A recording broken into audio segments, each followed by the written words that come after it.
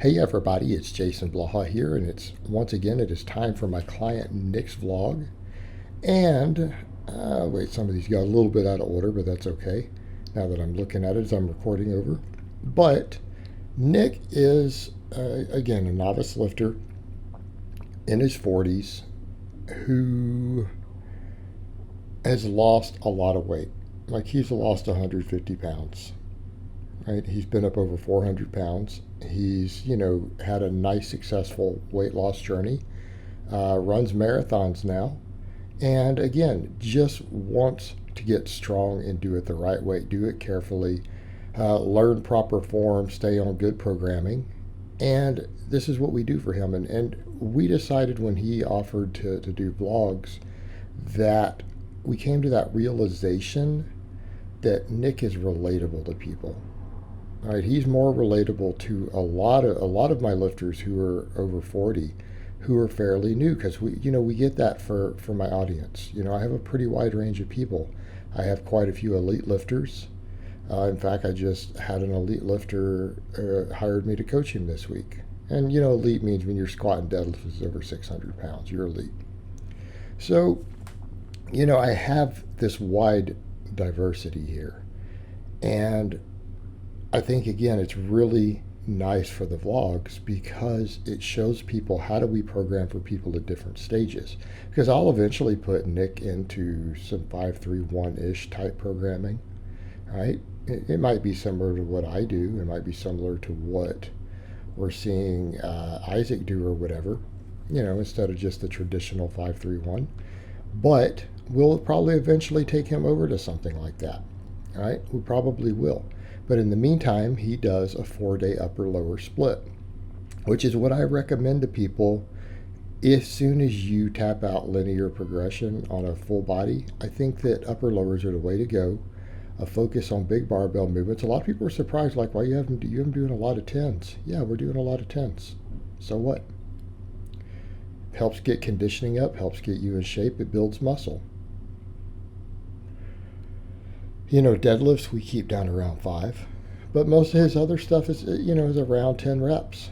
And so what do our days look like? It's usually 3 sets of bench press, 5 sets of dumbbell rows, 3 sets of overhead press, and then 2 or 3 sets of tricep extensions.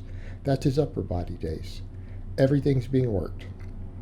And anyone who says, well, maybe this muscle or that's not getting worked, he's a novice. Everything is being worked. We're having progressive overload. Right? We've got progressive overload with a good number of work sets per muscle group. Everything's being trained. We could argue maybe his upper back and triceps are getting the most work. And that would be an arguable point. But you know what? For people who want to get really strong, that's not a bad thing.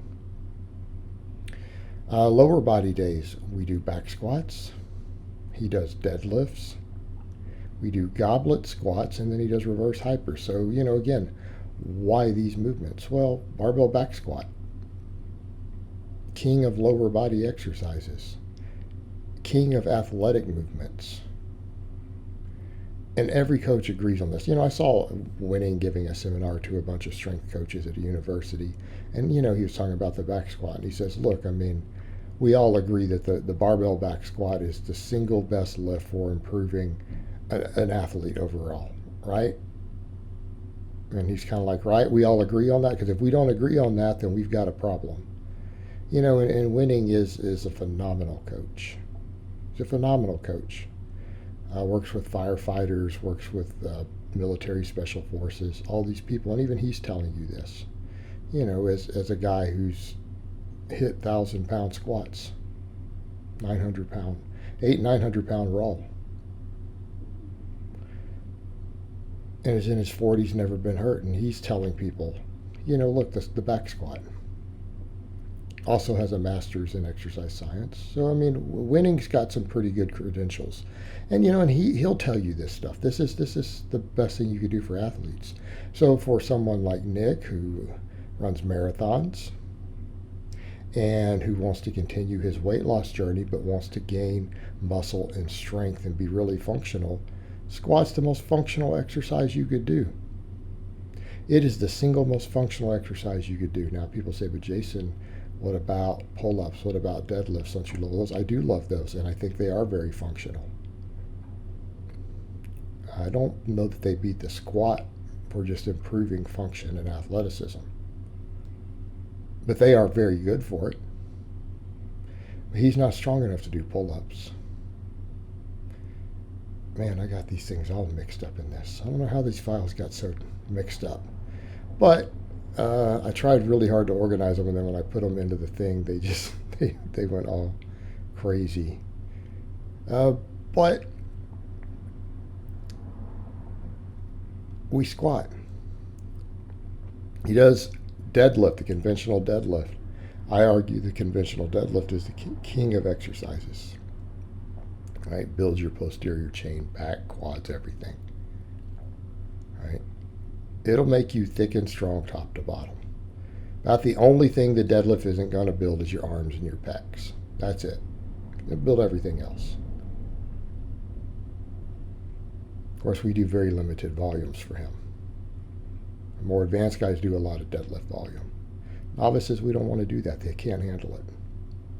They need just enough to get the strength benefits, and it will, because all this other work is a lot of hypertrophy oriented, and strength oriented to some extent. All these tens, but these heavy set of deadlifts for him, done twice a week, one good set. This will bring his overall strength ceiling up, and that's all we need. Then, of course, we do goblet squats. Why goblet squats? I think the person who would give you the best argument for that would be Dan John.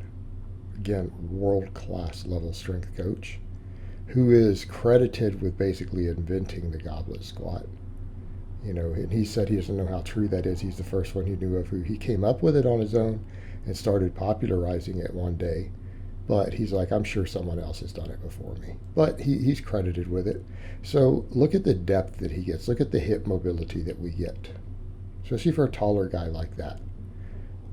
Look how deep we get. We get into that deep position, and it's without knee slide happening or anything. So what does this do for hip and knee health? All right? Hip and knee health works wonders for them, for those tendons, for those joints. I think it's particularly important for someone who's going to run marathons. He's going to be out beating the concrete. I think we need to do everything possible to keep his joints healthy. He's, over 40 running marathons at over 200 pounds body weight still. Right? I think there's a lot of merit to that. And again, general fitness. For a general fitness enthusiast, again, someone's running, I think goblet squat's perfect. Then we do the reverse hyper. We build the low back, glutes, hamstrings. Puts the back in traction, helps with recovery, builds back health. I always tell people, if you're over 40, you probably need to invest in one of these. It's not a bad idea. All right, guys, but that's really all I have to say on that today. I hope it's been informative, and I will talk to you guys next time.